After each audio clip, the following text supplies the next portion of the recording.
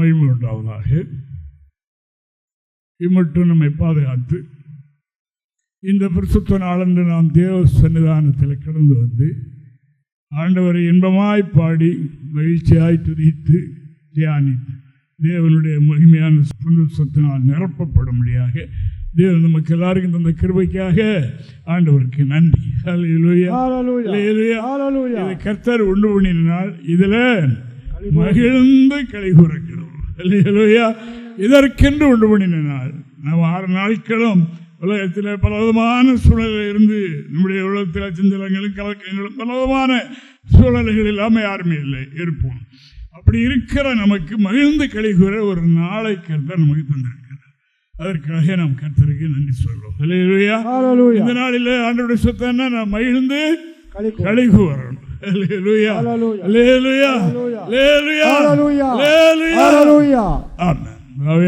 சொல்லுகிறது, பெற்றுக்கொண்டவர்களானால் பெற்றுக்கொள்ளாதவர்கள் போல ஏன்மை பாராட்டுகிறீர்கள் என்று எழுதியிருக்கிறது. அப்படினால் நம்ம எல்லாம் பெற்றுக்கொண்டவர்கள் ஆண்டவரிடத்தில் மகாபரிய ஆசீர்வாதத்தை கிருபையை பெற்றிருக்கிறோம்.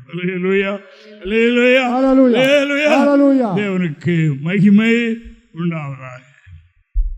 இன்றும் நமக்கு தருகின்ற வேத வாக்கியங்களை தியானித்து நாமும் கர்த்தரிலே முழுமையான உண்மையான சுவாசம் உள்ளவர்களாக இருந்து நமக்கு பின்னணியத்தில் கர்த்தர் வைத்திருக்கிற ஆசீர்வாதங்களை நாம் அவருடைய விருப்பத்தின்படி நடந்து பெற்றுக்கொள்ளணும்.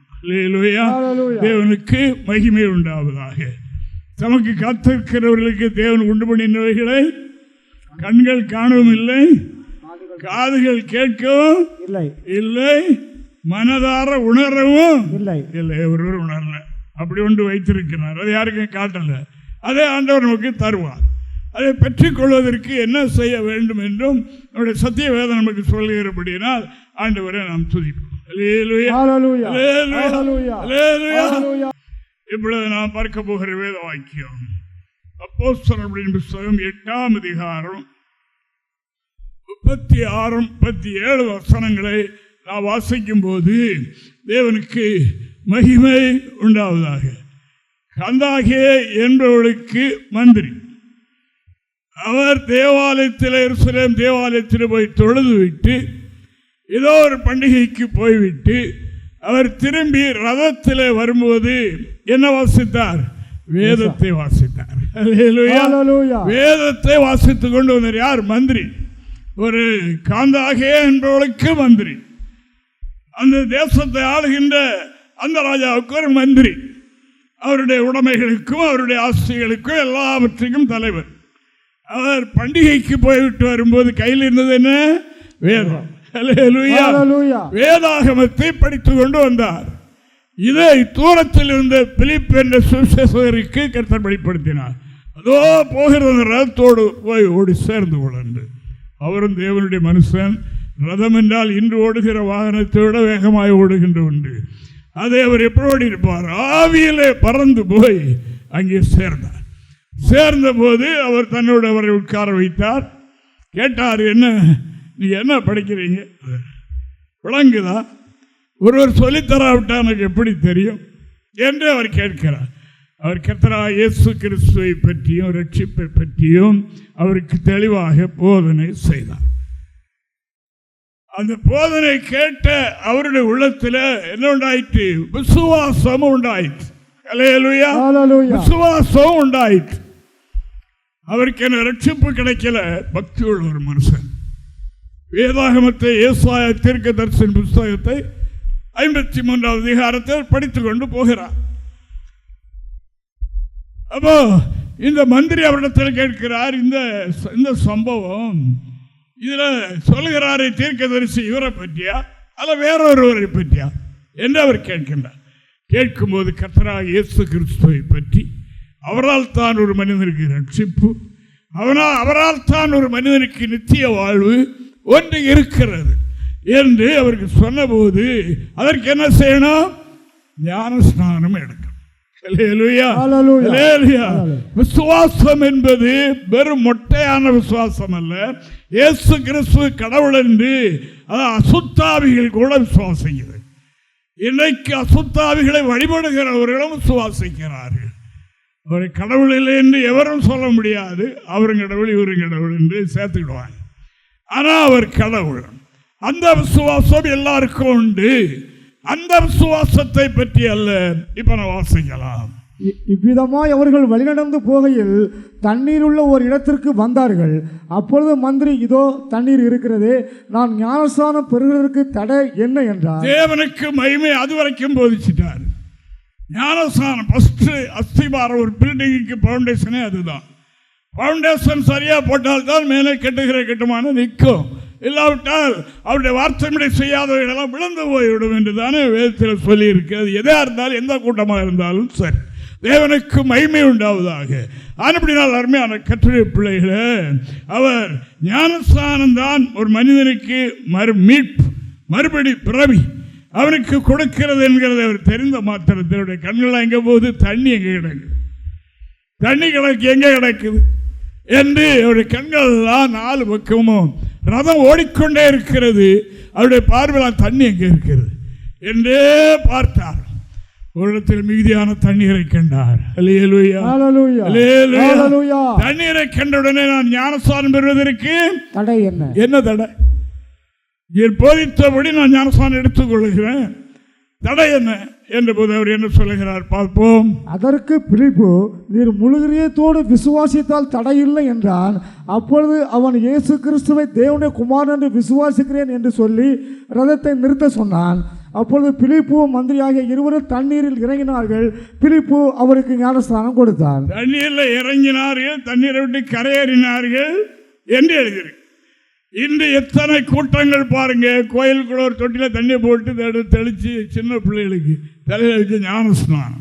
இங்கே நம்ம இடத்துல வருகிற சிலர் கேட்கிறோம், நீங்கள் ஞானஸ்நானம் பெற்றீங்க? ஆமையா, ஞானம் சின்ன பிள்ளைகளை பெற்றேன். பெற்றீங்களா, கொடுத்தாங்களா? தேவனுக்கு மகிமை. ஆனப்படினால் அருமையானவர்களே, அருமையாக எழுதியிருக்கிறது. தண்ணீரில் இறங்கினார்கள், கரை ஏறினார்கள். கரை ஏறினோன்னு பிலிப்பு கடவுள் கொண்டு போயிட்டார், ஆவியானவர் கொண்டு போய்விட்டார் என்று எழுதியிருக்கிறது. எப்படி இருக்கட்டும், இன்று நமக்கு கொடுக்கப்படுகிற ஆலோசனை என்னென்றால், முழு இருதயத்தோடு விசுவாசித்தால், விசுவாசத்து கர்த்தர் சொல்லுகிறபடி ஒரு மனிதன் தன்னுடைய வாழ்க்கையை அமைத்து கொண்டால் அவனுக்கு என்ன ரட்சிப்பு? எல்லாவற்றிலும் ரட்சிப்பு. அதை செய்யணும். அதான் அந்த விசுவாசம். அதான் யாக்கோபு தன்னுடைய புத்தகத்தில் எழுதுகின்றார். அதாவது நீங்க கர்த்தராகிய இயேசுவை தேவகுமாரன் என்று விசுவாசிக்கிறீங்க, ரைட்டு. ஆனால் பிசாசுகளும் விசுவாசிக்கிறது மட்டுமா? விசுவாசித்து மனிதனுக்கு அந்த நடக்கம் கிடையாது. ஆனா அந்த பிசாசுகள் இயேசு தேவனுடைய குமாரன் என்று விசுவாசத்தை நடுங்குகிறது.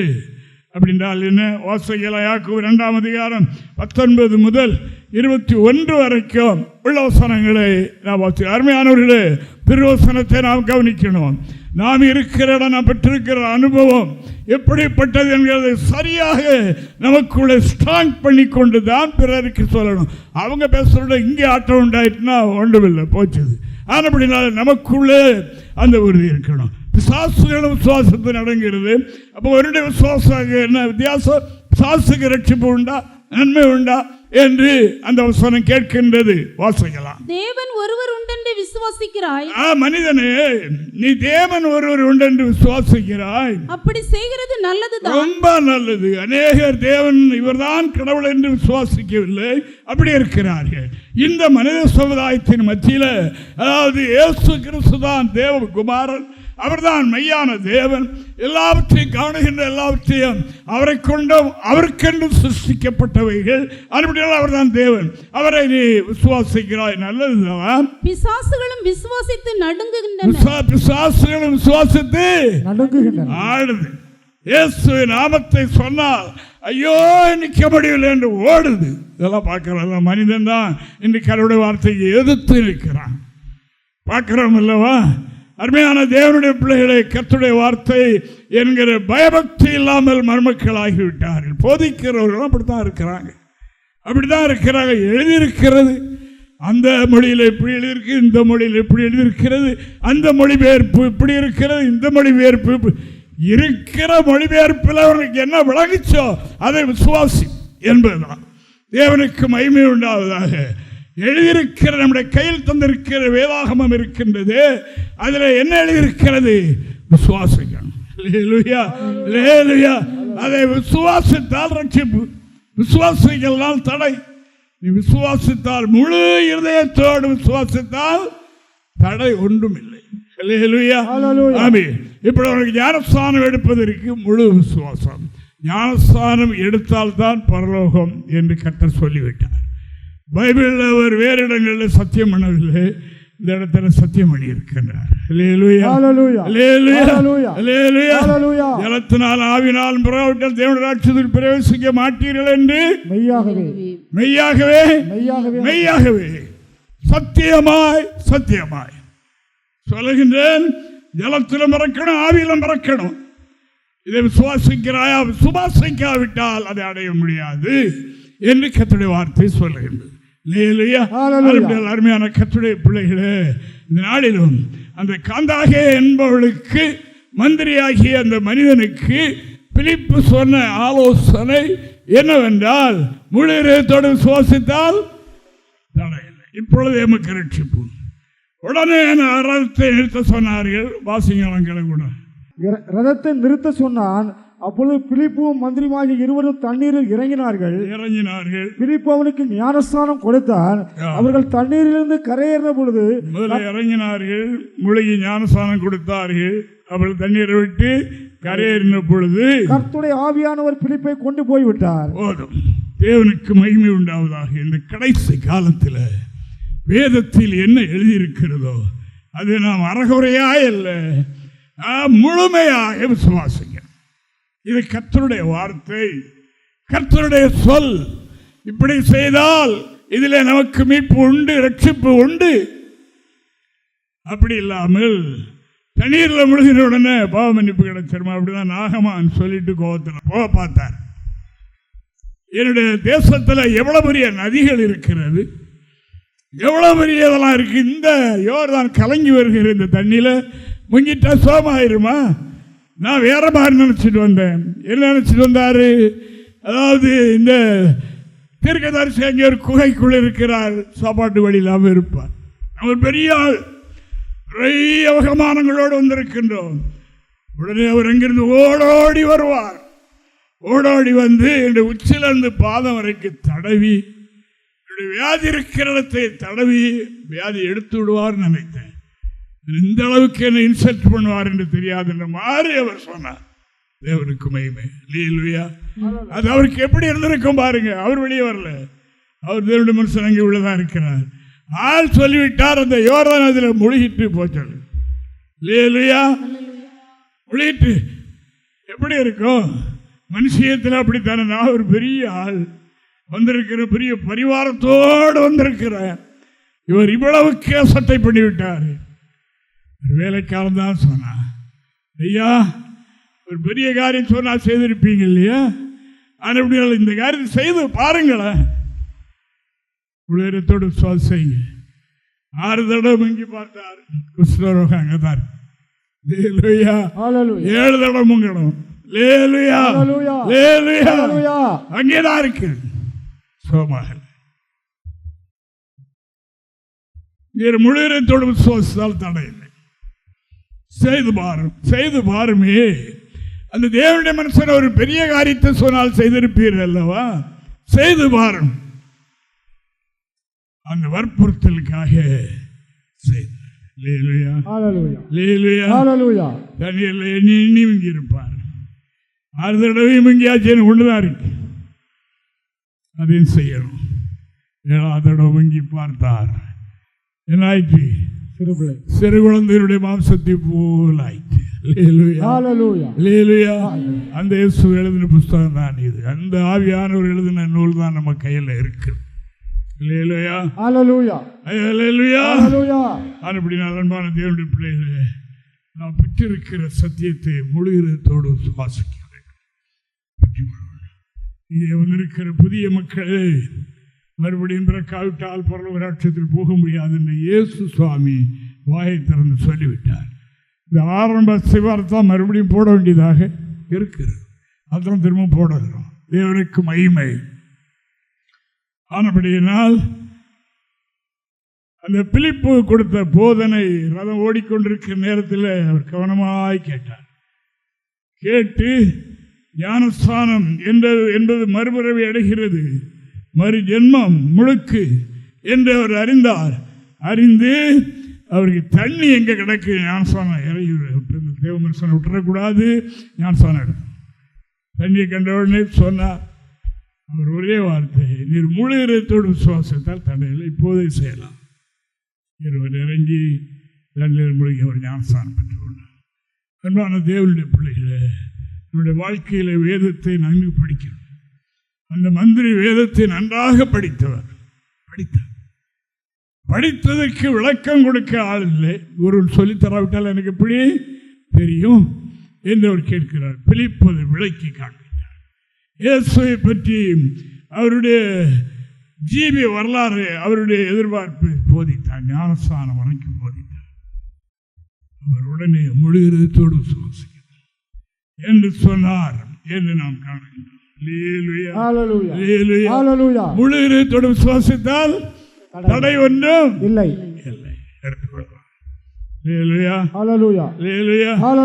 இயேசு கிறிஸ்து, மார்த்தாள், மரியாள், லாசர், இந்த 3 பேர் மேலே அன்பாக இருந்தார். ரொம்ப அன்பாக இருந்தார். ரொம்ப அன்பாக இருந்தார் என்று எழுதியிருக்கிறது. ஒரு நாள் லாசர் மரித்து விட்டார். அவரை அடக்கம் பண்ணி ஆகிவிட்டது. அடக்கம் பண்ணி 4 நாளைக்கு பிறகு அந்த ஏரியாவுக்கு வர்றார் இயேசு கிறிஸ்து. அதுக்கு முன்னாலே செய்தி சொல்லப்பட்டிருந்தது. அவர் வரவில்லை. அவர் புதுமை நடப்பிக்க போகிறோம் என்பது அவருக்கு தெரியும். தேவனுக்கு மகிமை உண்டாவதாக. அங்கே ஒரு சலசலப்பு ஏற்பட்டது. பெரிய பெரிய அற்புதங்களை சில குருடைய கண்களெல்லாம் திறக்கிறார். அப்படியெல்லாம் செய்தவர் இந்த லாசருவை மறிக்காமல் ஏன் வைத்திருக்க கூடாது என்ற ஒரு கேள்வி வந்தது. அவர் இழப்பத்தானே போயிருக்கிறார். அங்கே மார்த்தாள், இயேசுக்கு அன்பா இருந்த மார்த்தாள் சொன்னாங்க, ஐயா இயேசுவே, நீர் இங்கே இருந்தீரானால் என்னோட சகோதரன் மறித்திருக்க மாட்டானே. அந்த அளவுக்கு தெரிஞ்சு வச்சிருந்தாங்க. ஆண்டவர் என்ன சொன்னார்? என்னை விசுவாசிக்கிறவன் மரித்தாலும் பிழைப்பான், மறிக்காமலும் இருக்க முடியும் என்று சொன்னார். எங்கே வைத்திருக்கிறீர்கள்? கலர் என்னை கூட்டிக் கொண்டு போனார்கள். அவர் செய்ய போகிற அற்புதத்தை அறிந்தும் இருந்தார். ஆனாலும் அந்த நட்பு, அந்த அன்பினால இயேசு கண்ணீர் விட்டார். கண்ணீர் விட்டார். இப்ப என்ன சொல்லுகிறார்? அது என்னை விசுவாசிக்கிறவன் மரித்தாலும் பிழைப்பான். எல்லாருக்கும் அல்ல. அந்த வசனத்தில் கர்த்தர் ஒன்றை குறித்திருந்தால், அதை சொல்லி இருந்தால், அதை செய்தால் அங்கே உயிர் மீட்சி ஏற்படும். அப்போ தேவனுக்கு மகிமை உண்டாவதாக சொல்லப்பட்டது. சொல்லப்பட்ட வார்த்தையை மார்த்தாலும் கேட்டார்கள். ஆண்டவர் கல்லறை என்று கடந்து போய் அது ஒரு குகைக்குள்ளே அந்த கல்லறை இருந்ததாக எழுதியிருக்கிறது. அந்த கல்லறை ஒரு கல்லினால் மூடி இருந்தது என்றும் எழுதியிருக்கிறது. தேவனுக்கு மகிமை உண்டாவதாக. ஆண்டவர் மரித்தவனை உயிரோடு எழுப்ப போகிறார். கல்லை புரட்ட அவருக்கு முடியாதா? முடியும். ஆனால் நாம் செய்ய வேண்டிய பாகத்தை நாம் செய்யணும். நாம் செய்ய வேண்டிய பாகத்தை நாம் செய்யணும். ஞானஸ்தானம் என்றால் ஞானஸ்தானம் எடுக்கணும். உங்களெல்லாம் ரட்சிக்கிறேன் என்றால் முழுமையான ரட்சிப்பு உண்டாயிரு. அதல்ல, நாம் செய்ய வேண்டிய பாகத்தை நாம் செய்யணும். தேவனுக்கு மகிமை. அப்போ அந்த அம்மா என்ன சொன்னார்கள்? விசுவாசிக்கிறேன் ஆண்டவரே, மரித்தோரின் உயிர்த்தெழுதல் ஒன்று உண்டு, அன்றே என்னுடைய சாதனை இழந்திருப்பான் என்று சொன்னார்கள். இல்லை, இப்பொழுதே விசுவாசித்தால் அவன் உயிரோடு வருவான். அதை ஒன்று செய்யுங்கள், கல்லை புரட்டி போடுங்க. கிரியை இல்லாத விசுவாசம் செத்தது. அவர் சொல்லுகிறதை செய்கிறதே கிரியை, எழுதி தந்திருக்கிறதை விசுவாசிப்பதே கிரியை. அதுபடியினால் தேவனுக்கு மகிமை. இந்த மாதிரி சொன்னாங்க, 4 நாள் ஆயிட்டு நாருமே என்று சொன்னார். பாடி வைத்து 4 நாள் ஆயிட்டு நாருமே. இயேசு இன்னும் அற்புதம் நடக்கலை. விசுவாசித்தால் எல்லாம் கூடும். ஆனால் இவர்கள் விசுவாசித்தால் கல்லை புரட்டணும். கல்லை புரட்டவில்லை. ஆண்டவர் உயிரோடு எழுப்பவும் இல்லை. திரும்ப சொன்னார், கல்லை புரட்டி போடுங்க. அதற்கு பிறகுதான் அவர் செய்ய வேண்டிய காரியத்தை செய்வார் என்று நாம் காணுகின்றோம்.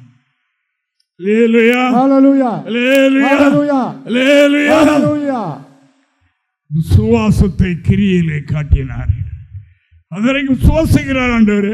விசுவாசத்தால் கல்லை புரட்டி போடுங்கள், கல்லை எடுத்து போடுங்கள் என்று சொன்னார். கல்லை புரட்டி தள்ளின உடனே பிதாவினிடத்தில் ஒரு மன்றாட்டு ஜெபம் பண்ணினார். நீர் எனக்கு செவி கொடுக்கிறீர் என்று அறிவேன். எப்பொழுதும் செவி கொடுக்கிறீர், இப்பொழுதும் செவி கொடுக்கிறீர். ஆனபடியினால் என்று விண்ணப்பித்து விட்டு லாசருவே லாசருவே வெளியே வா என்றார். மரித்து அடக்க முடிய லாசர் வெளியே வந்து விட்டார். செய்ய வேண்டியது என்ன? இயேசு விசுவாசிக்கிறது உண்மை. அவர் சொன்ன வார்த்தை கல்லை புரட்ட வேண்டிய நம்முடைய கடமை. அதை புரட்டுகிறது வரைக்கும் தேவ மகிமையை காண முடியாது. தேவனுக்கு மகிமை உண்டாவதாக. கல்லை புரட்டின பிறகுதான் மகிமை வெளிப்படும். அவர் நினைத்து விட்டால் ஒட்டுமொத்தவான் வெளியே வாங்க வந்துட போறாரு. ஆனால் நமக்கு கட்டளை,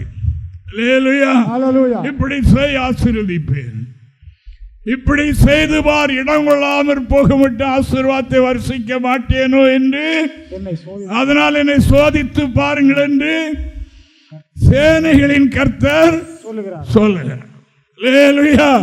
செய்து பாருங்க என்று சொல்லுகின்றார். கிரி இல்லாத விசுவாசம் செத்தது.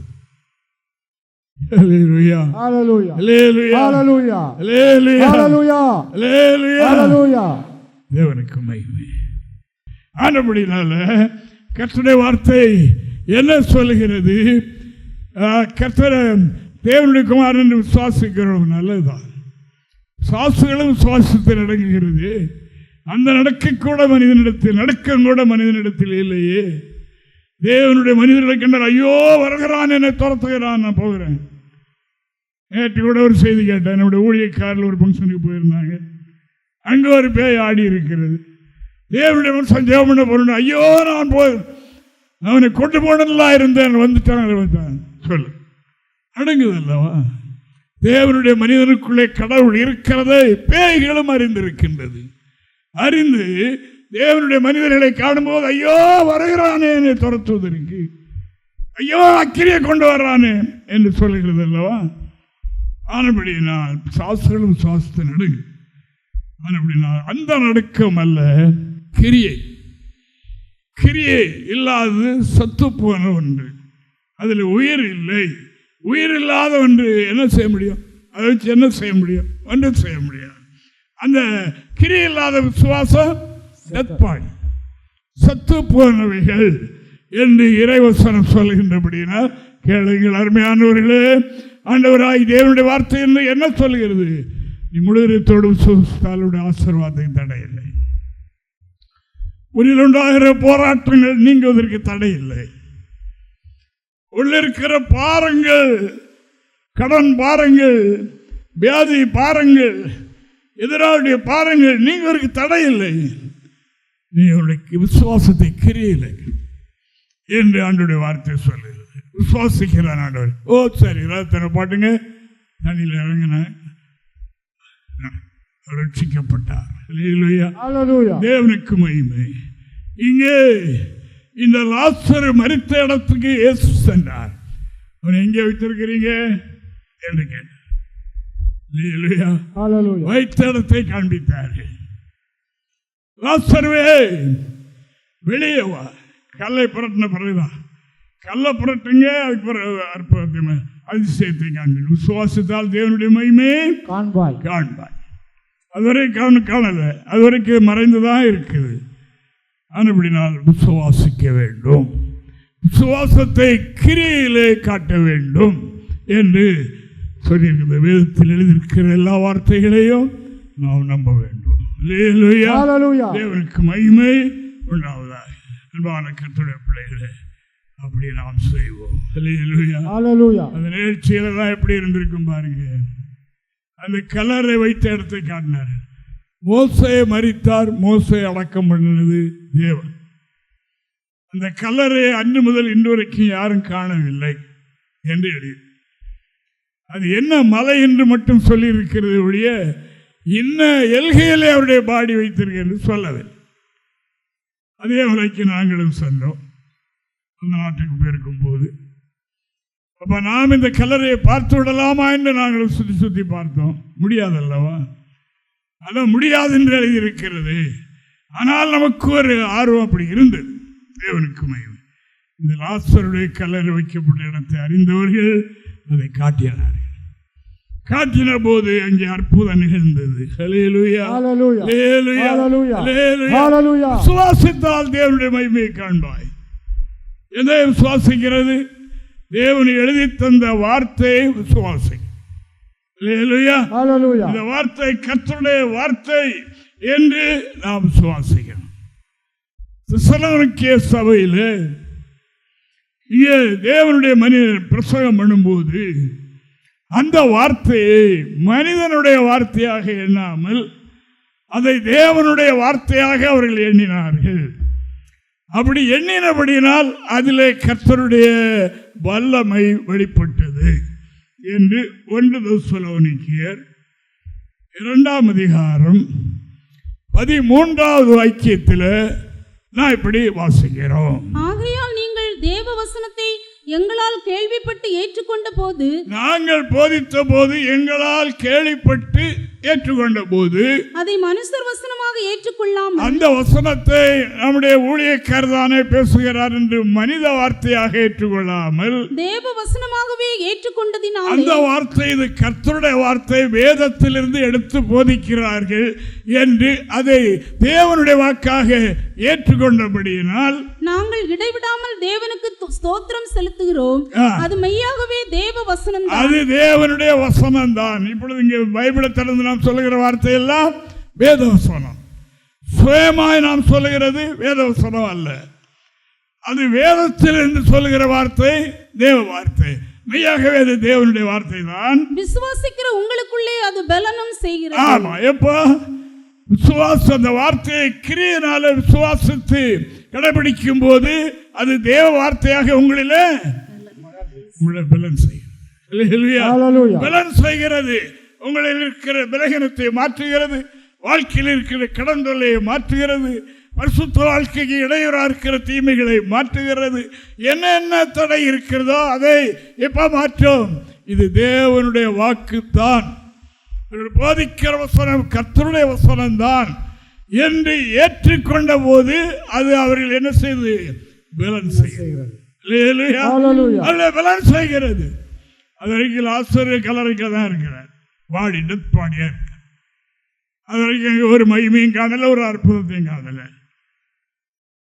சொல்லுகிறது கர்த்தர். கல்ல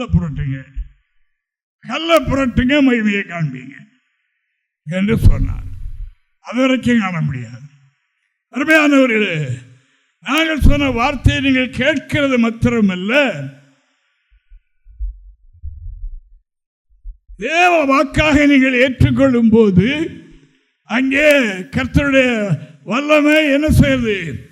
பலன் செய்கிறது. அப்போஸ்தலனாகிய பவுல் ஒரு ஆலயத்தில் பிரசங்கம் பண்ணினார். பிரசங்கம் பண்ணும்போது பிரசங்கம் பண்ணுவதற்கு ஓரளவுக்கு மக்களுடைய உள்ளத்தில் அந்த வார்த்தை எந்த அளவுக்கு பலன் செய்கிறது என்று தெரியணும். யாருடைய காதிலே அது நுழையலைங்கிறதும் தெரியணும். எப்போ முடியும் மாமா காரியங்களை கவனிக்கலாமே அப்படின்னு இருக்கும். ஆனால் அங்கே உள்ள போகாது. வார்த்தையை கேட்டாலும் தண்ணியில் ஒரு உணர்வு, தண்ணியில் ஒரு பலன், அது ஒரு உணர்ச்சல் உண்டாக்கணுமானா அதை விசுவாசிக்கணும். அந்த வார்த்தையை நான் விசுவாசிக்கணும். அப்படி பவுல் பிரசங்கம் பண்ணினார்.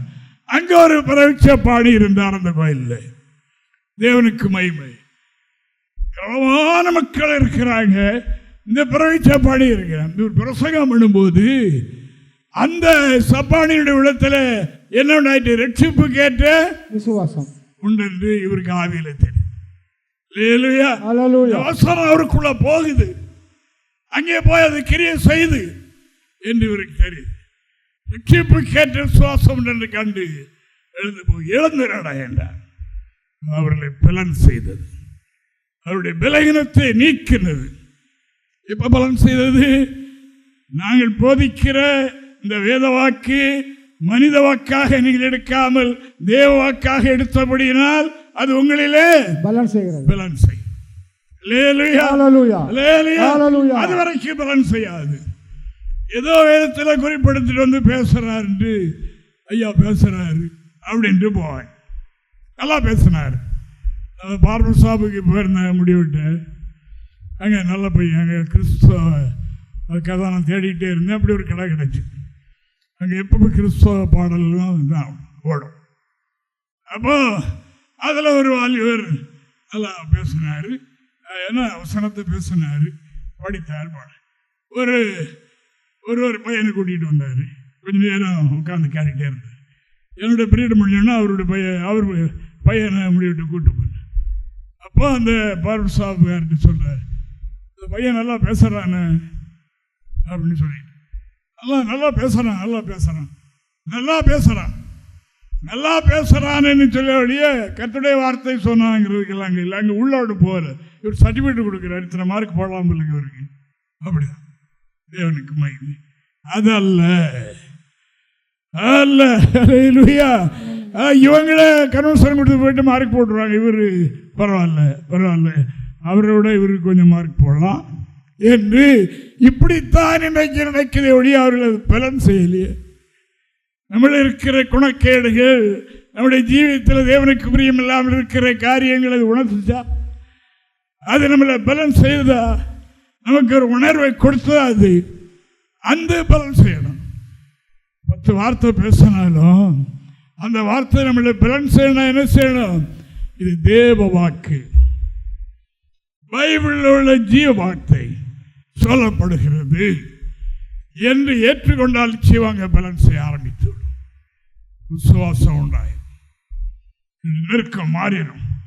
அந்த போராட்டத்துக்காக நீண்ட நாள் ஜெபம் பண்ணிக்கிட்டு இருக்கிறேன். இன்னைக்கு எனக்கு வசனம் கிடைக்கும். கர்த்தருடைய வார்த்தை என்று பேசும்போது அது எனக்காக இருந்தது என்று அதை நாம் தேவ வாக்காக ஏற்றுவிட்டோம் என்றால் என்னுடைய பலகீனம் நீங்கிட்டு என்னில் உள்ள போராட்டம் மாறிடும் என்ற ஒன்று நமக்கு கிடைக்கும். கோயிலிட்டு வெளியே போகும்போது வந்தபோது மாறி இருக்காது, போகும்போது ஒரு பெரிய மாற்றம். அப்படின்னா நாங்கள் போதித்த வார்த்தை, இந்த வார்த்தை மனித வாக்காக நீங்கள் எடுக்காமல், இவர் இது ஆராய்ச்சி பண்ணி குறிப்பிடுத்து வந்து சொல்றார் என்று எண்ணாமல் தேவ வாக்காக, இது தேவனுடைய வார்த்தை, இன்று எனக்கு கொடுக்கப்பட்ட வார்த்தை. என்ன சொன்னால் நான் இஷ்டப்படியே நடந்துகிட்டு இருக்கிறேங்கிறத மாற்றுவதற்கு எனக்கு கொடுத்த ஒரு அருமையான வார்த்தை என்று சொல்லும்படியாக இருக்கிறது.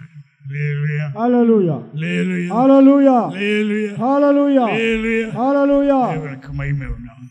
அருமையானவர்களே, ஆண்டவருடைய சுத்தம் என்ன? இந்த நாளிலே நம்மில் அவர் எதிர்பார்க்கிறது என்ன? இயேசு வரப்போகிறார். அப்படினாலே நமக்கு பிரசங்கப்படுத்தவர்கள் வார்த்தை செலவுல கடமையாக கூட இருக்கலாம்.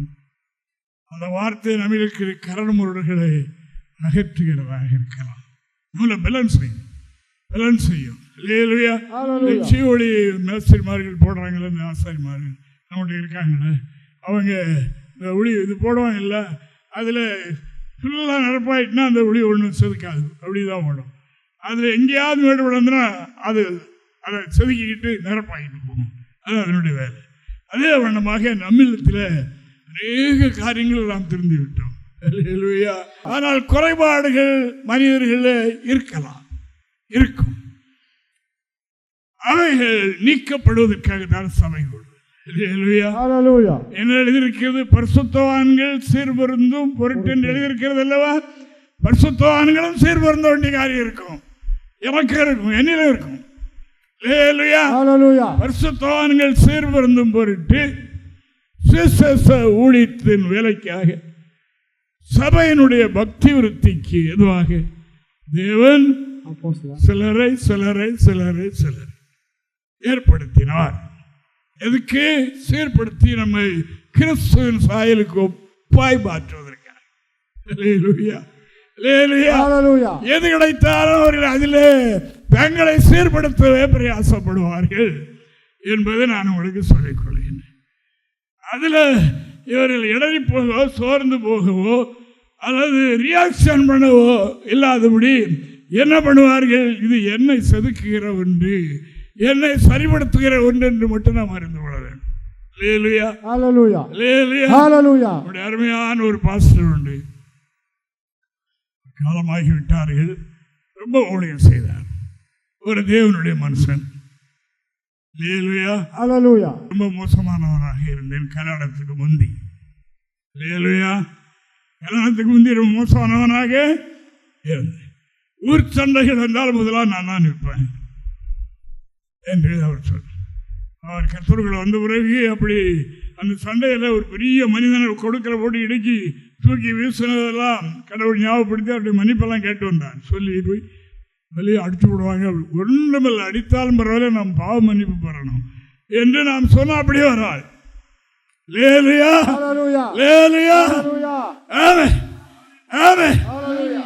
அவர் சொன்னார், பக்குவமாயிட்டார் கடைசி. அது எப்படி என்று சொன்னார். யார் வருத்தப்படாதீங்க, தேவனுக்கு மகிமை உண்டாவதாக. திருமணமானது என்னுடைய வாழ்க்கையில் நான் ஒரு காட்டு மரத்தை போல முழுமொழியாய் கரணிகளை ஒன்றுக்கும் உதவாதவனாக இருந்தேன். எனக்கு திருமணமானது ஆண்டவர் எனக்கு வாழை போன்ற ஒரு மனைவி தந்தார். வாழை போன்ற கூர்மையான ஒரு மனைவி தந்தார். எதுக்கு? எண்ணில் கரடுமுறையை அறுத்து தள்ளுவதற்கு. தினமும் என்னை அருகருணை அறுத்து செதுக்கி இவ்வளவு அழகான ஒரு பலகையாக மாறிவிட்டேன். அருமையான தேவனுடைய பிள்ளைகளை அதுக்காக அப்படித்தான் ஆயிரம் யாரும் நினைக்காதீங்க, அதுக்கு நான் சொல்லலை. அதாவது நம்மை சீர்படுத்தி ஸ்திரப்படுத்தி பலப்படுத்தி நிலைநிறுத்த கர்த்தர் செய்கிறார். ஓத்திரம் சில காலம் பாடல் வைக்கிற உங்களை என்று சொல்ல ஆரம்பிக்கிறார்.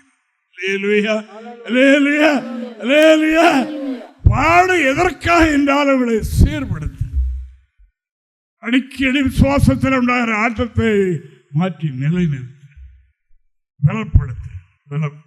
அடிக்கடி இதயத்தில் பலப்பட்டு எதையாவது பேசுகிறோம், எதையாவது சொல்லிடுறோம். இந்த பாடுகள் எனக்கு இருந்து செத்தாலும் பரவாயில்லையே அப்படின்னு நம்மளை எத்தனை பேர் சொல்கிறோம். தேவனுக்கு மகிமை. இந்த பாடுகள் எனக்கு இருந்ததுக்கு செத்துட்டாலும் பரவாயில்லையே சொல்கிறான்ல. இதை யோசிங்க, நம்மை பலப்படுத்துவதற்கு கொடுக்கிறவன். அது மாத்திரமில்லை, இதுதான் தெய்வீக வழி என்று கர்த்தர் காட்டிட்டாரா. நிலை எந்த புயல் வந்தாலும் அசையாமல் நிலைநிறுத்த ஆண்டவர் செய்கிறார். தேவனுக்கு மகிமை. கர்த்தருடைய பிள்ளைகளே, இன்னும் நமக்கு கொடுக்கிற தேவ ஆலோசனை என்னென்னால் கிரியை உள்ள விசுவாசம். கிரியுள்ள விசுவாசம் நமக்கு வேண்டும். கிரியில்லாத விசுவாசம் சாஸ்திரத்தில் இருக்கிறது. அந்த விசுவாசத்தில் அவன் ஆண்டவருக்கு நடுங்குகிறான். அந்த விசுவாசம் அல்ல, தேவன் சொல்லி இருக்கிற வேதத்தில் எழுதி தந்திருக்கிற வார்த்தைகளை கடைபிடிப்பதே கிரியுள்ள விசுவாசம். தேவனுக்கு மகிமை. ஞானஸ்நானம் என்பது தேவன் எழுதி தந்ததுதான். அதை போதித்த போது பிலிப்பு என்ன கேட்கிறார்? ஞானஸ்நானம் கேட்கிற அவரை பார்த்து சொல்கிறார், முழு இதயத்தோடு விசுவாசிக்கிறீரா? நம்ம ஞானஸ்நானம் கொடுக்கும் 3 தடவை கேட்கிறோம். இல்லையா? முழு இதயத்தோடு விசுவாசிக்கிறீங்களா? முழு இதயத்தோடு விசுவாசிக்கிறீங்களா? 3 தடவை கேட்கிறோம். அந்த வார்த்தையை உறுதிப்படுத்துவதற்காக, தேவனுக்கு அந்த உள்ளத்திலிருந்து அந்த வார்த்தை வருவதற்காக முழு இதயத்தோடு விசுவாசிக்கிறீங்களா? தேவனுக்கு மகிமை. இதே தொட்டியில் நம்ம ஞானஸ்நானம் கொடுக்கும்போது எனக்கு அண்ணன், மூத்த அண்ணன், அவர் என்ன இந்த சபையை நான் நம்ம ஊரில் உருவாக்கினதுக்காக எனக்கு 2 தடவை அடித்திருக்கிறார். என்னெல்லாமா பண்ணியிருக்கிறார். 30 வருஷம் அவரை நான் பார்க்க முடியாத அளவுக்கு ஒழித்து நிமித்து நான் வெளியே போயிட்டேன். அதுக்கப்புறம் அவர் தேடி வந்தார். பாஸ்டர் அவருக்கு ஆலோசனை கொடுத்து இதே தொட்டியில் அவருக்கு ஞானஸ்நானம் கொடுத்தேன். அவருக்கு நான் தான் ஞானஸ்நானம் கொடுத்தேன். பாஸ்டர் அவரை என்னிடத்தில் அனுப்பிவிட்டு விட்டார்கள். பாஸ்டர் அன்றைக்கு 100 பேர் ஞானஸ்நானம் பெற்றாங்க. அவங்க 50 பேர் கொடுத்தாங்க, நான் 50 பேர் கொடுத்தேன். அப்போ இவரை என்கிட்ட அனுப்பிவிட்டாங்க. நான் முறையாக தானே கொடுக்க முடியும். விசுவாசிகளுக்கு ஒன்று அண்ணனுக்கு ஒன்று நிற்க முடியுமா? அப்படி 3 தடவை பேர் என்னன்னு கேட்டேன். அல்லேலூயா, அல்லேலூயா, பேர் என்ன? பேர் என்ன? பேர் என்ன? சுவாசிக்கிறீரா விழுகிறத்தோடு இயேசுவே? அப்படிதான் நான் சொன்னேன். அதனால இன்றைக்கு நமக்கு தருகிற ஆலோசனை என்ன? இதுவரைக்கும் நான் கை கொண்டிருக்கிற வசனத்தை முழுகிறத்தோடு சுவாசிக்கிறோமா? யாராவது சொன்னத்தை கேட்டு ஆடுறோமா? ஓ அப்படி இருக்குமோ இப்படி இருக்குமோ, ஒரு அப்படித்தானோ அதுவும் சரிதானோ என்று நினைக்கிறோமா? அதுக்கு தான் இந்த வார்த்தை. முழுகிறத்தோடு சுவாசிக்கிறீரா? அப்படின்னால் கொடுக்கிறேன் என்று கொடுத்தார். நாங்கள் இதுவரைக்கும் நான் உமக்கு போதித்த போதனை கர்த்தருடைய வேதத்தில் இருந்து போதித்தேன். அதை என்னுடைய வார்த்தையாக நீர் எடுக்காமல் தேவ வாக்காக எடுத்தபடியினால் அந்த வார்த்தையின்படி உமக்கு கொடுக்கிறேன். தேவனுடைய பிள்ளைகளை விசுவாசித்தால் தேவனுடைய மகிமையை காண்பாய். அதற்கு நீ செய்ய வேண்டிய காரியம் முழுகிறத்தோடு விசுவாசிக்கிறது உண்மையானால் பிரேதத்தை மூடி இருக்கிற கல்லை நீயே புரண்டு. அப்படி என்றால் நீ விசுவாசத்தை கிரியிலே காண்பிக்கிறாய் என்று அதனுடைய பொருள் என்று சொன்னார். வாயினால சொல்லுவதில்லை, கிரியிலே நான் சொன்னபடி செய். அந்த கல்லை புரட்டு. கடவுளுக்கு இது பெரிய காரியமா? ஒரு செத்துப்பான மனுஷனை உயிரோடு எழுப்பதை விட இது பெரிய காரியமா? நான் அதை விசுவாசத்தை கிரியிலே காட்டு. உமக்கு செய்ய முடியும், நீ செய்வீர், உம்மாலாக அது ஒன்றும் இல்லை என்பதை நீ கிரியிலே காட்டு. கிரியிலே காட்டின உடனே அவரிடத்தில் சிறிய மன்றாட்டு பண்ணினார். அது நிமித்தம் அநேகர் தேவனை விசுவாசித்தார்கள். இந்த நாட்களில் உங்கள் மூலம் என் மூலமாக அநேகர் தேவனை ஏற்றுக்கொள்ளணுமா? நாம் செய்ய வேண்டியது நம்முடைய விசுவாசத்தை உறுதிப்படுத்தணும், கிரியில காட்டணும் என்று இறைவாக்கு சொல்லுகிறதற்காக தேவனுக்கு மகிமை. ஆனால் அப்படினால இது சொல்ல வேண்டியது அவசியம். போல் ரோமருக்கு எழுதும் போது ஒரு மனிதனுக்கு விசுவாசம் எப்படி வருமா? எப்படி வரும்? கேள்வினால தான் வரும். அது சொல்லலைன்னா வராது. ஆனாலும் சொல்லுங்க. ஆண்டவர் சொல்றாரு, உலகம் போய் சகல ஜாதிகளை சிறுசலாக்கி ஞானஸ்தானம் எடுத்து நான் கட்டளையிட்ட எல்லாத்தையும் அவர்கள் கைக்கொள்ள சொல்லுங்க, உபதேசம் பண்ணுங்க என்று சொன்னார். வாசிக்க பார்ப்போம். ரோமர் 10:17.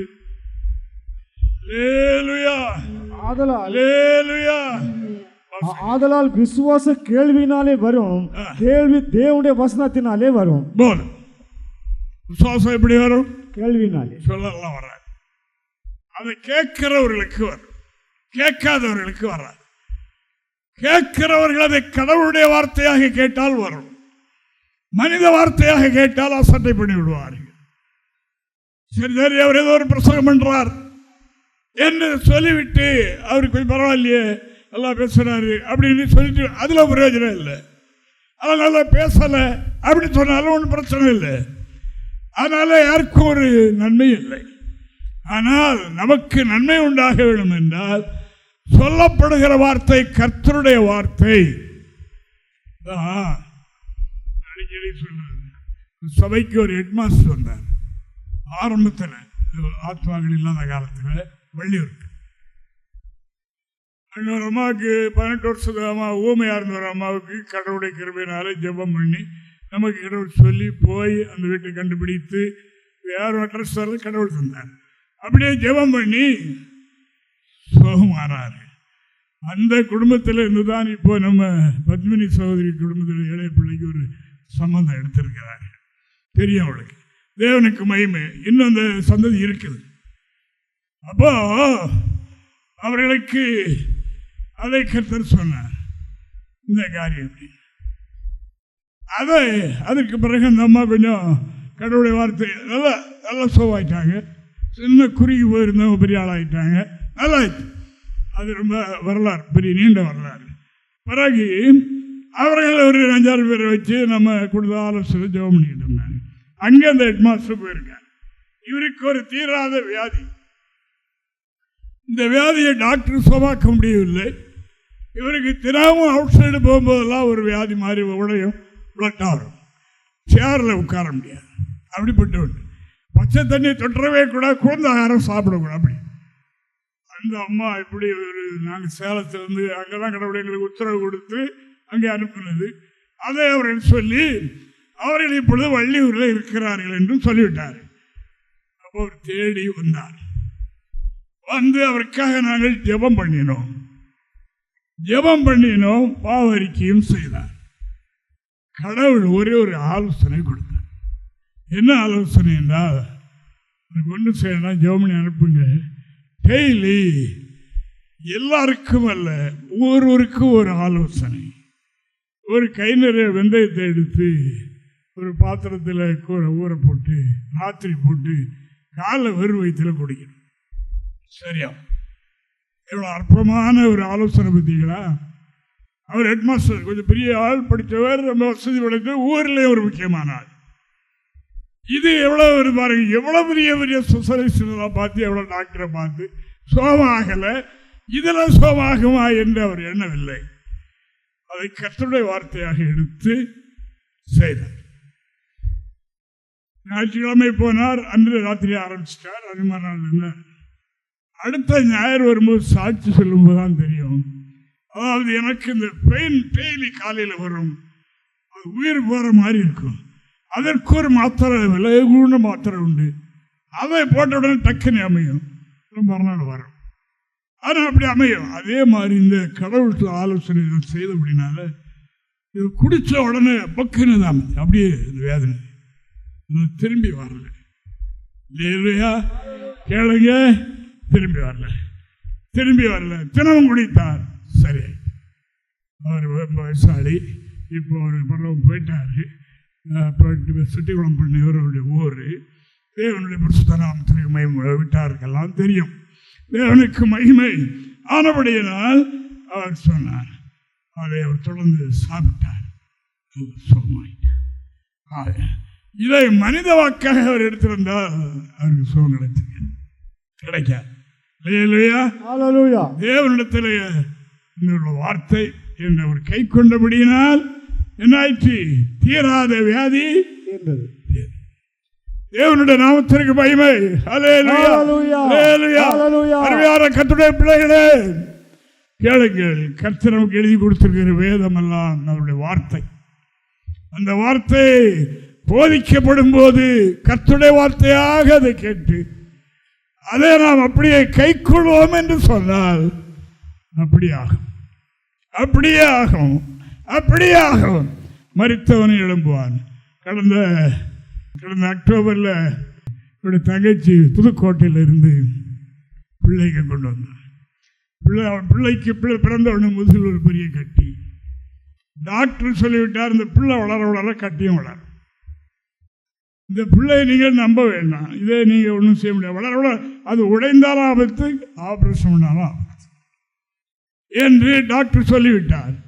அதே மாதிரி அந்த தகப்பனும் தாயும் சுவாசித்து, அக்கா வீடு நாகர்கோவில் இருக்குது, அங்கே இருந்து கொண்டு சபைக்கு சென்று ஜெபம் பண்ணுவோம் என்று இங்கே கொண்டு வந்தார். கட்டியும் உடைந்தது. டாக்டர்கிட்ட கொண்டு போனார்கள். 24 மணி நேரம் சொல்லிவிட்டார். தேவனுக்கு மகிமை. 24 மணி நேரத்துக்குள்ள பிள்ளைங்க அதே மாதிரி மரித்தும் போய்விட்டார் பிள்ளை.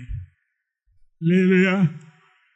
டாக்டர் நர்ஸாக மேலே சொல்லியிருந்தாங்க, பிள்ளையை பற்றி கவலைப்படாத, இருந்தும் பிரயோஜனம் இல்லை, அதனால கவலைப்படாதீங்க என்று டாக்டரும் சொல்லியிருந்தார். இப்போ ஆன பிறகும் பார்த்தார்கள், இவர்கள் அளவும் இல்லை, கண்ணீர் வெடிக்கவும் இல்லை, விசுவாசத்தில் உறுதியாக இருந்தார்கள். சபை ஜெபம் பண்ணினது. விசுவாசத்தோடு ஜெபம் பண்ணினது. சில நிமிடங்களுக்கு பிறகு பழப்படி பிள்ளை உயிர் பெற்று. இது இங்கே நடந்த சம்பவம், பிள்ளை உயிர் பெற்றது. புண்ணு சோபா அது அப்படி டாக்டர் உயிர் கொடுத்த ஆண்டு எல்லாம் கொடுப்பார். சோபா என்ன பிள்ளை அழகாக இருக்கு. அதை எப்படி இந்த 1ஆம் தேதி அவர்கள் வந்து இங்கே கலந்து விட்டு நம்ம இந்த 1ஆம் தேதி உள்ள விருந்தில் அவர்களும் ஒரு பகுதி பங்கு பெற்று பொருத்தனை செலுத்திவிட்டு சென்றார். இப்போ அதுக்கு இடையில் ஒரு நாள் பார்த்தேன், பிள்ளை நன்றாக இருக்கு. ஏன் இதை சொல்லுகிறேன் என்றால், அதாவது இது கர்த்தருடைய வாக்கு. நிறைவேற்றும் போது அந்த வார்த்தை கர்த்தருடைய வார்த்தையாக எடுத்துக்கொண்டு செய்யும் போது அதில் தேவன் என்ன செய்கிறார்? அற்புதம் செய்கிறார். தேவனுக்கு மகிமை, தேவனுடைய பரிசுத்த நாமம் மகிமைப்படார். என்னை விசுவாசிக்கிறவன் மரித்தாலும் பிழைப்பான். எல்லாருக்கும் அல்ல. தேவன் அன்றைக்கு எவ்வளவு பேர் செத்தாங்க? எல்லாரும் எழுப்பினாரா? இல்லை.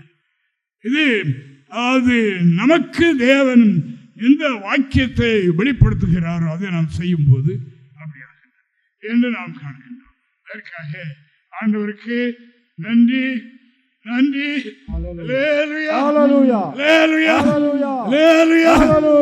அப்படினால் தேவனுடைய பிள்ளைகளே, ஆண்டவர் நேற்று இயேசு நேற்றும் இன்றும் என்றும் என்றைக்கு மாறாது. இன்றைக்கு அதே கிரியை செய்துட்டு தான் இருக்கிறார். எவ்வளவு பெரிய காரியமானாலும் அவர் செய்யத்தான் செய்கிறார். நமக்கு கிரியுள்ள விசுவாசம் வேணும். கிரியுள்ள விசுவாசம் நம்மிலே வர வேண்டும். வந்தால் அதில் தேவன் புதுமை செய்வார். பச்சை தண்ணீரும் ரசமாக மாறும். அந்த தேவன் இன்னும் ஜீவிக்கிறார். அந்த விசுவாச கிரியை நம்ம இருக்கட்டும்.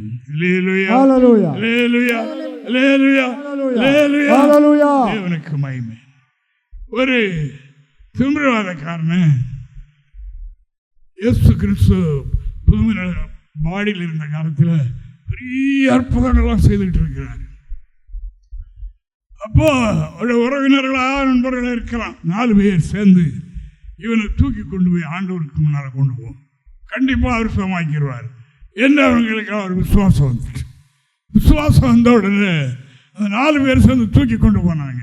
அங்கே வீடு நிறைஞ்சு வெளியே நிறைஞ்சு எல்லாம் ஃபுல்லாக எல்லாம் நிறைஞ்சு போயிருக்குது. அவர்கிட்ட கொண்டு போகணும். பெரிய கூட்டம் இல்லை. அவர் இவனை எப்பொழுது பார்க்கறது? அவர் எப்போ பார்ப்பார்? கூட்டத்துக்குள்ள முன்னுக்கு கொண்டு வச்சுட்டேன்னா உடனே அவருக்கு விசுவாசம், தூக்கி கொண்டு போனவருடைய விசுவாசம் அப்படி இருந்தது. அப்போ அவர் பிளான் பண்ணாங்க, இவனை எப்படி இயேசுக்கு முன்னால் கொண்டு நிறுத்தணும் சொல்லி என்ன பண்ணலாம், வீட்டை பிரிங்க மேலே.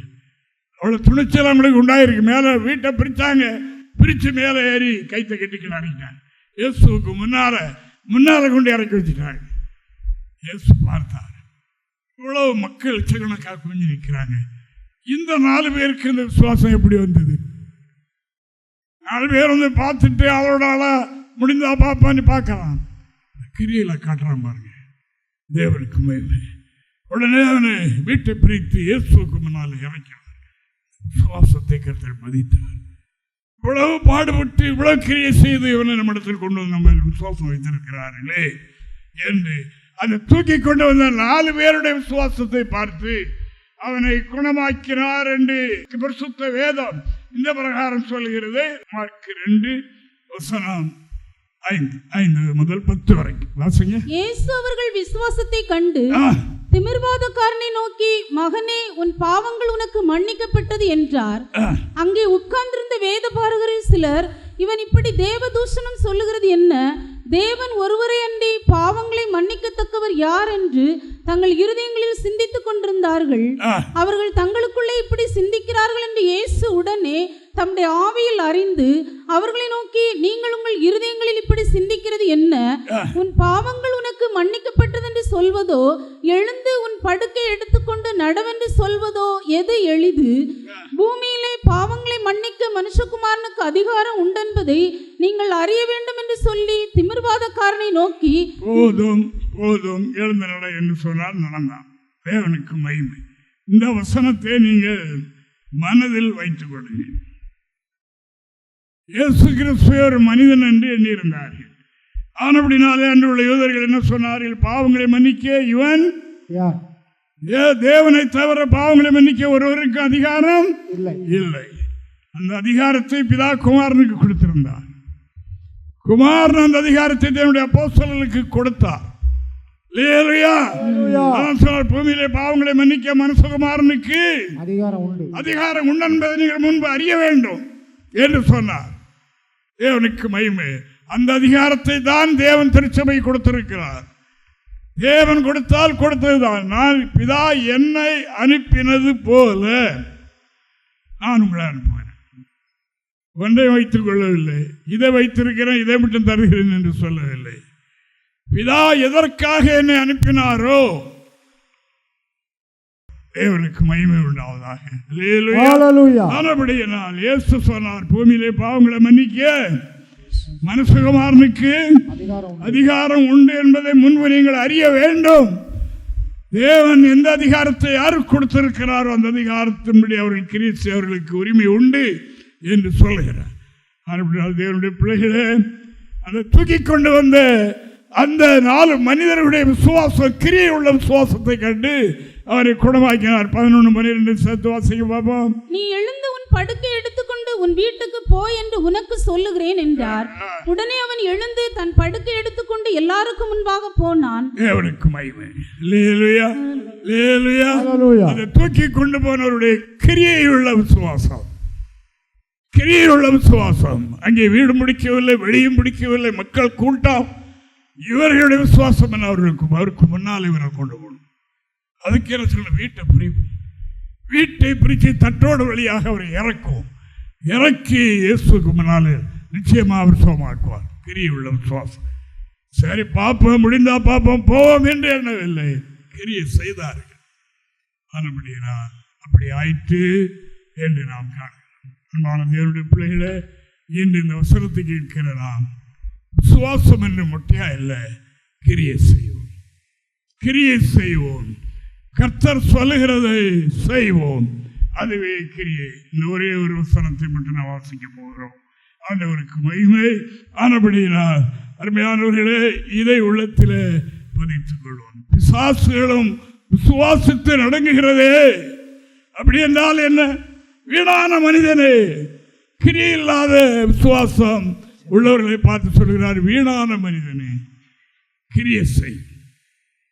விசுவாசத்தால் தடையில்லை, இப்பொழுதே ரட்சிப்பு நிகழப்போகிறது என்று சொன்னார் என்று நாம் காணுகிறோம். இந்த பிரகாரம் நாம் செய்வோம். தேவனுடைய வாசிப்போம். இப்போ செய்யலாம். 2 தீமோத்தேயு 4ஆம் அதிகாரம் 7-8 வசனங்களை நாம் பார்க்கலாம். நல்ல போராட்டத்தை போராடினேன். நல்ல போராட்டத்தை, விசுவாச ஜீவியத்திலே போராட்டம் வரும், போராட்டம் வராமல் இருக்காது. ஆனால் அந்த போராட்டத்தில் வீழ்ச்சியடைந்து பாவரிக்கை செய்யறதல்ல.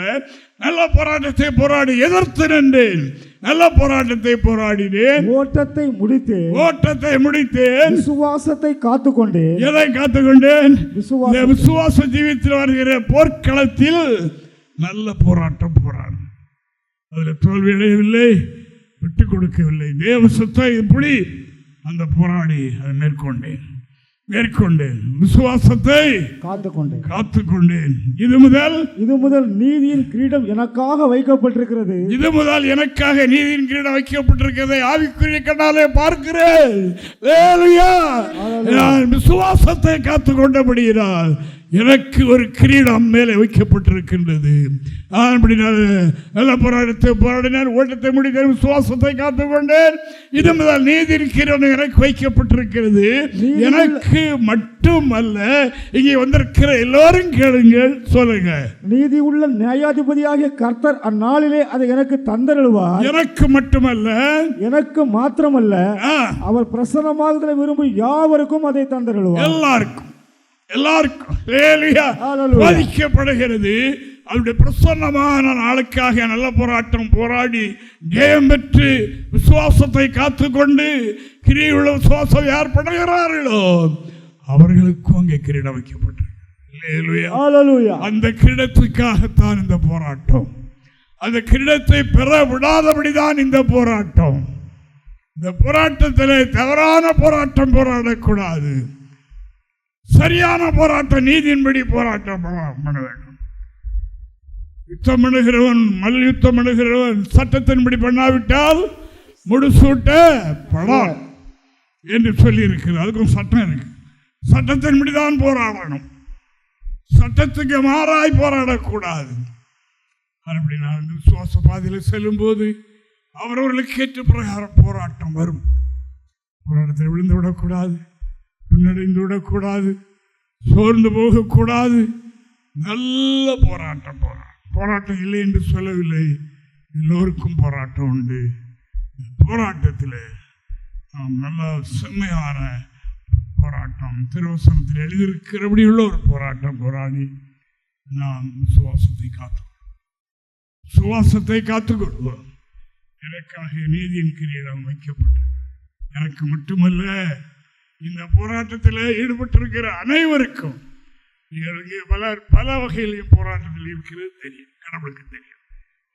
அவரவர்களுக்கு ஏற்ற போராட்டம் உண்டு. இந்த போராட்டத்தில் நல்லதொரு போராட்டம் திருவசனத்தின்படி போராடி நான் அதில் ஜெயம் பெற்றுவிட வேண்டும். சுவாசத்தை இறுக பிடித்துக் கொள்ள வேண்டும். சுவாசத்துக்கு மாறாக எதையும் செய்துவிடக்கூடாது. காத்துக்கொள்வோம். நீதியின் கீழே நமக்கு கொடுக்கப்படும், நம்ம எல்லாருக்கும் கொடுக்கப்படும். அதை வாங்கிட்டு நடப்போம். கர்த்தர் நம்ம எல்லாரையும் ஆசீர்வதிப்பார். ஆமென். எங்களை தொடர்பு கொள்ள வேண்டிய முகவரி: புதிய எருசலேம் சபை, 3/248A தெற்கு சானல் கரை, அனந்தன் பாலம், சாலேம் நகர், ஆசாரிப்பள்ளம் போஸ்ட், நாகர்கோவில் 629201. எங்களது தொலைபேசி எண் 8931313126 மற்றும் 9489529462.